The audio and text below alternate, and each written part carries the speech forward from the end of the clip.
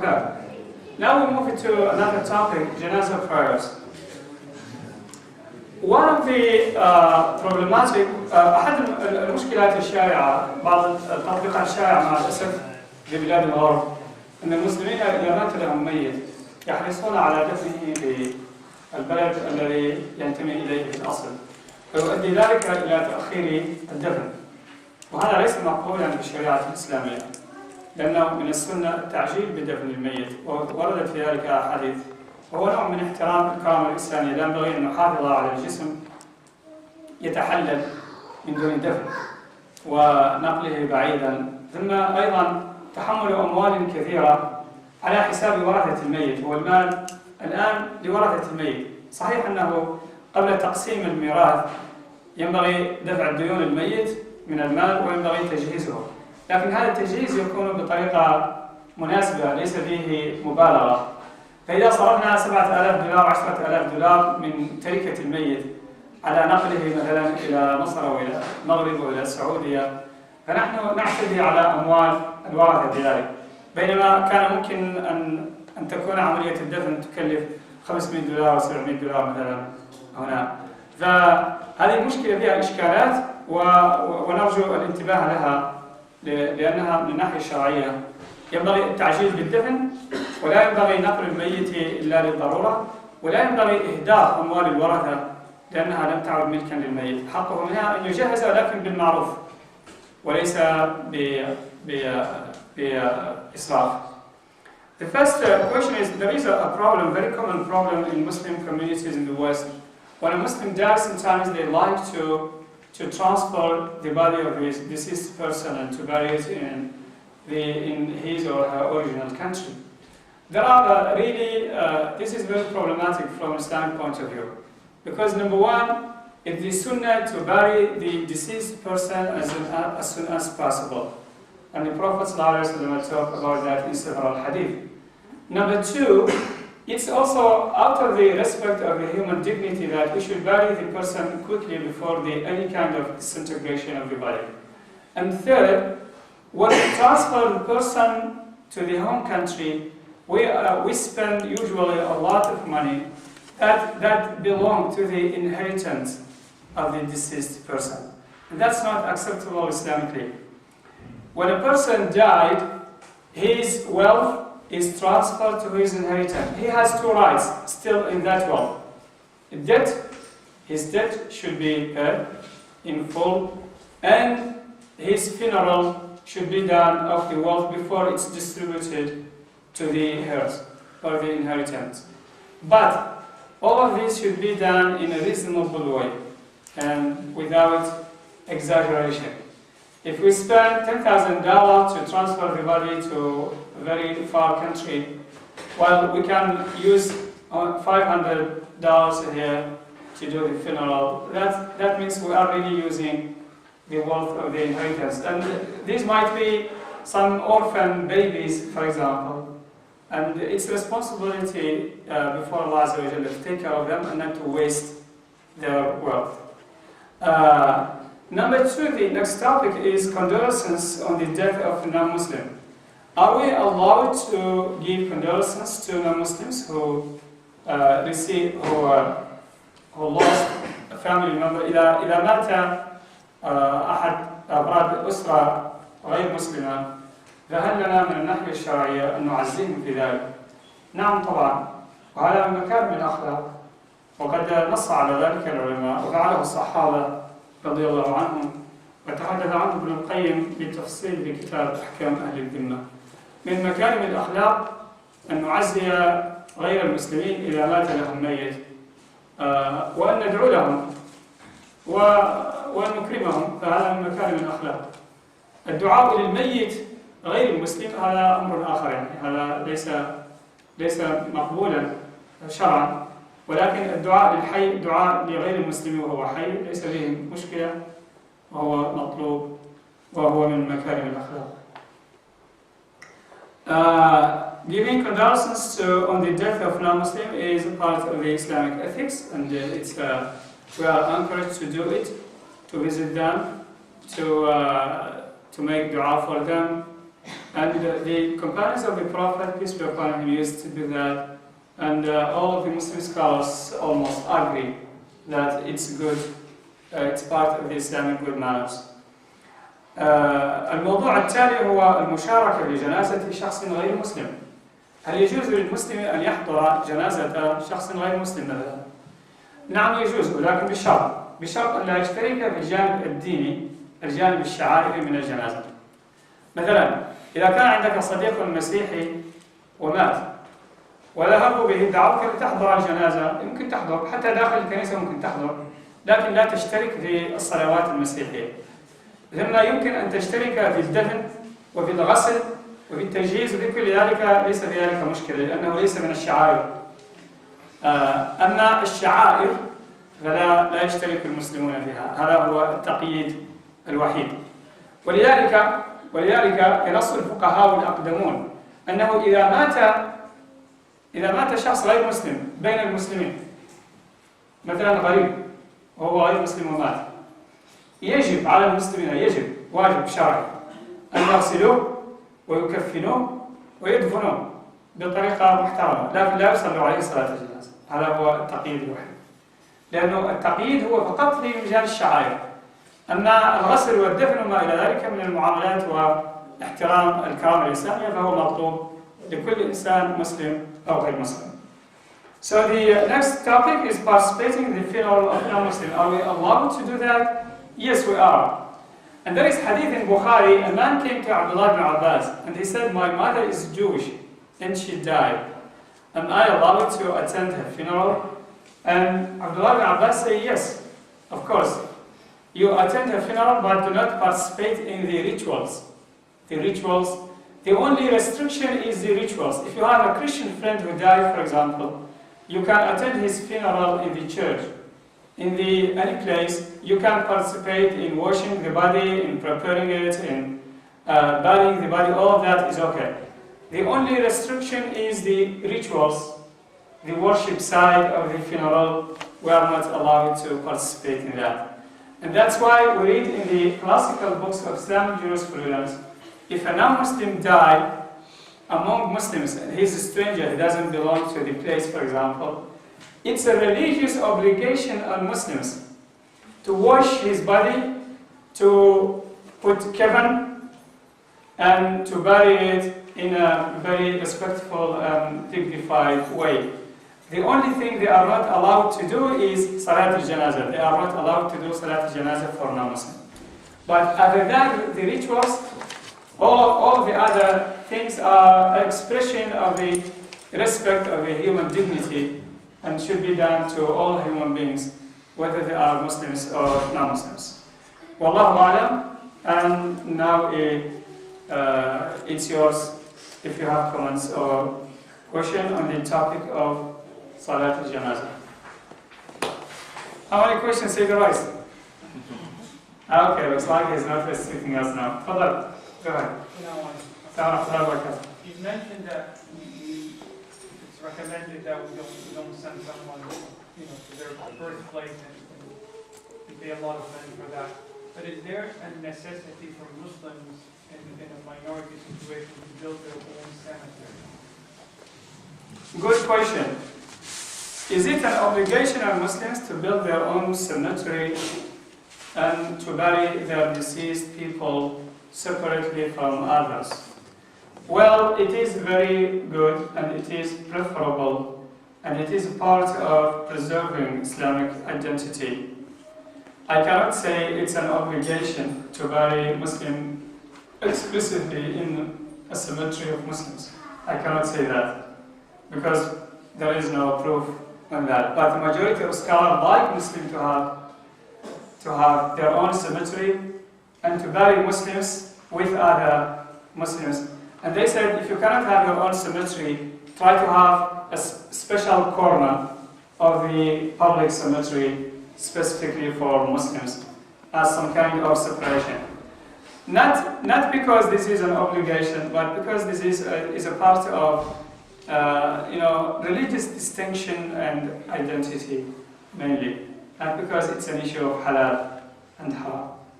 It's not haram to bury a Muslim in a non-Muslim cemetery. It's not haram. Nobody say, well, maybe there are a few people who said that, but there is no proof that it's haram actually. But it's good, and it's recommended, and scholars like Muslims to have their own cemetery, yes, or at least their own corner within public cemetery. السؤال هو عن هل يجب على المسلمين أن يكون لديهم مقابر خاصة بهم؟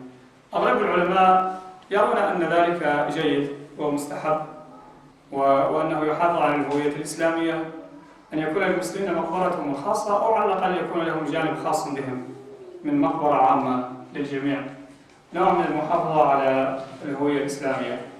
لكن ليست المسألة مسألة حلال وحرام حقيقة، لأنه ليس هنالك دليل من القرآن والسنة على أن المسلم لا يجوز أن يقبر في مقابر المشركين أو الكفار، ولا أن الكافر لا يجوز أن يقبر في مقابر المسلم. ليس هنالك دليل من الكتاب والسنة حقيقة. حتى المجامع الفقهية التي أفتت بوجوب ذلك بنته على أساس مصالح عامة مثل المحافظة على الهوية الإسلامية، ولم يبنوه على أساس نص، مثل المجمع الفقهي، مثل المجلس الأوروبي للإفتاء والبحوث مثلا، لما أفتى بأن المسلمين ينبغي أن تكون لديهم مقبرتهم الخاصة، قال إن هذا من باب الحفاظ على الهوية، لم يقل إنها مسألة يعني حلال وحرام. ولكن مع ذلك هي مسألة جيدة وهي التي ننصح بها إن شاء الله. تفضل. بسم الله الرحمن الرحيم. لعل فيه أثر عن جنازة لم يقم لها أحد الصحابة، فغضب رسول الله صلى الله عليه وسلم قائلا أليست نفسا خلقها الله؟ نعم. وسؤالي في صيغة التعزية لغير المسلمين. يعني والدعاء، يعني نحن مأمورون بعدم الدعاء للميت. Our story is reminding us of the hadith. Actually, I mentioned this hadith last night, and it's hadith in Bukhari. Hadith the Prophet صلى الله عليه وسلم أنه مرت به جنازة فوقف لها النبي، مرت بنا جنازة فوقف لها النبي صلى الله عليه وسلم، فقالوا هذه جنازة يهودي، فقال النبي صلى الله عليه وسلم أليست نفسا؟ So the hadith said that there is a funeral processing passed by the Prophet and his companion. The Prophet ﷺ stood up for the funeral out of respect. And someone said, this is a Jewish funeral. I mean, he's trying to say, well, no big deal, you don't need to stand up. And the Prophet ﷺ said, is it not a human soul? Is it not a human soul? So the human soul, whether from a Muslim or a non-Muslim, still deserve some kind of respect and dignity in Islam. And we need to keep that in mind. The question is, the second question was, how to offer condolences to non-Muslims who lost one of the family members. There is no specific term in Quran or Sunnah. Some scholars have proposed some words, like Ibn Qayyim in his book أحكام. He suggested many different wording, but that's just an issue of ijtihad. You can't say whatever is kind and whatever might help relieve the grief of people who lost that person.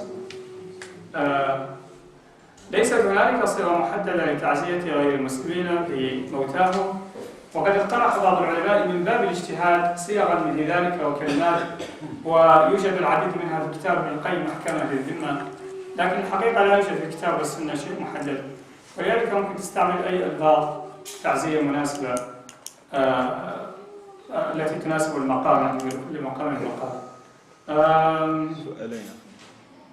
سؤالين فقط. الرجاء منع عدم تحديد الأسئلة بصراحة، يعني هناك فرص، وإذا كان نزل أعمل أكثر حلقات. حدد وقت 10 minutes مثلا. كل 10 questions. برنامج في سؤالين فقط لو سمحت. طيب خلاص. أمرك. تفضل. طيب أنت خلاص سؤالك أول سؤال. I'm coming to you. Okay. Go ahead. Your question first. الرجاء ملاحظة، احنا هنا في شيخ يعني قادم من مكان بعيد، وشيخ متخصص نريد الاستفادة. إن شاء الله إن شاء الله. والرجاء الإقلال من التدخلات وترك الشيخ معنا يواصل الحديث. إن شاء الله. وهناك سؤالين فقط يعني لأنه هناك برنامج واحد. لا تصر يا شمس.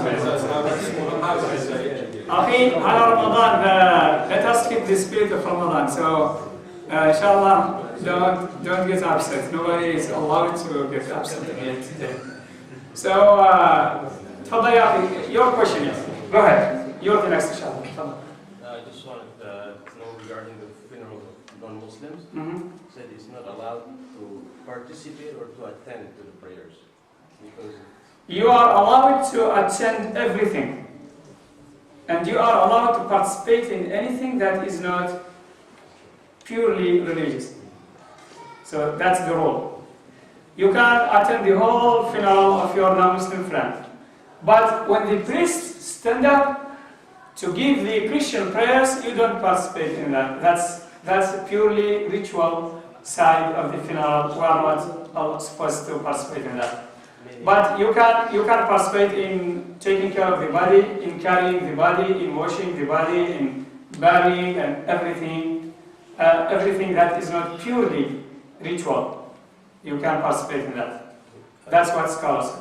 meaning when the priests stand up to say the prayer, do you leave the room or No, you can sit down. It's fine. You don't say anything religious. You don't do or say anything religious. Well, sitting, watching is just learning, so no problem. We go to church, we sit and see. Well, when I was studying history of religion in Texas, I go to many churches because I was studying American religions, all kinds of sects and groups and their different practices and faith. So I like it to visit many different churches, Catholic, Baptist, Unitarian Church, Presbyterian Church, and just sit down and watch to see the difference in practice. This is learning, it's not participation, so there is no problem to come, to see, to watch, and to learn. تفضل أخي. بسم الله الرحمن الرحيم. Sorry, wait a minute, let me just translate to Arabic. يسأل مرة أخرى عن قضية حضور جنازة غير مسلم ومستوى المشاركة. القاعدة الفقهية بسيطة. يجوز لك أن تحضر كل جنازة، ويجوز لك أن تشارك في كل شيء إلا ما كان شعائر. يعني جانب العبادة وحده لا تشترك فيه. يجوز للمسلم أن يشارك في غسل جسم ميت غير مسلم وفي تكفينه وفي دفنه وفي حضور كل شيء، لكن الصلاة، هذه الصلاة المسيحية أو الصلاة اليهودية التي يقولها الكاهن أو القسيس، هذه لا تشارك فيها. يمكن أن تنظر ولكن لا تشارك فيها لأن هذا ينتمي لديانة أخرى. هذه هي القاعدة الفقهية. تفضل. هل من حرج في أن يوصي المسلم في حياته بأن يدفن في بلده بعد موته، وإن حصل وأوصى هل تطبق وصيته؟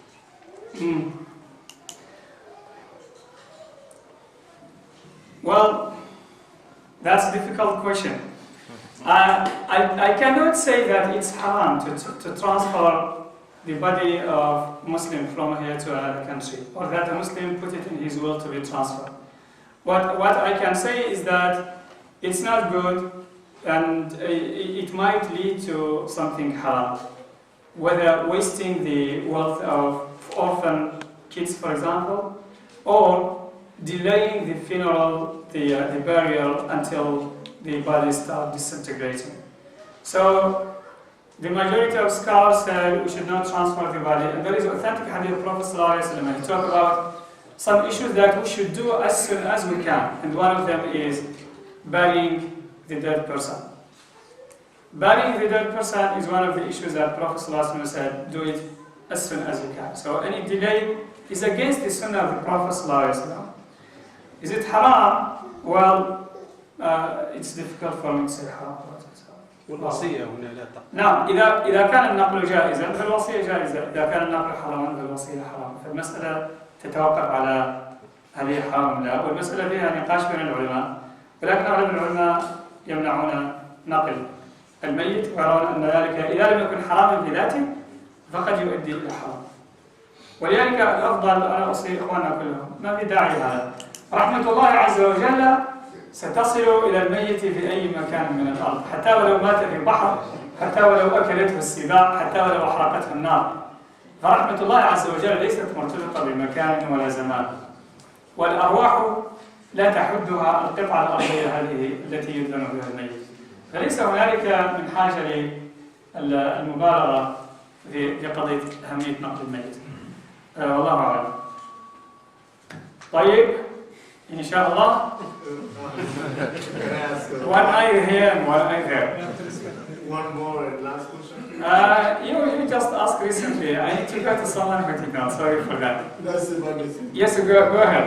Just for fair distribution of questions. بنفس الموضوع بالنسبة لدفن المسلم في بلاد الإقامة. بأخذنا بعين الاعتبار عنصر تكلفة الدفن بقطع النظر عن عناصر أخرى. كان حسب رأيي حسب علمي إنه تكلفة الدفن في بلاد الإقامة تكون أغلى بكثير من نقل المسلم إلى بلاد. لا النقل أغلى. تذكرة للميت على الطائرة غالية جدا. Very expensive. نعم مش هذا بس، هو ملزم أنه يمشي معه شخص آخر أيضا مع الميت.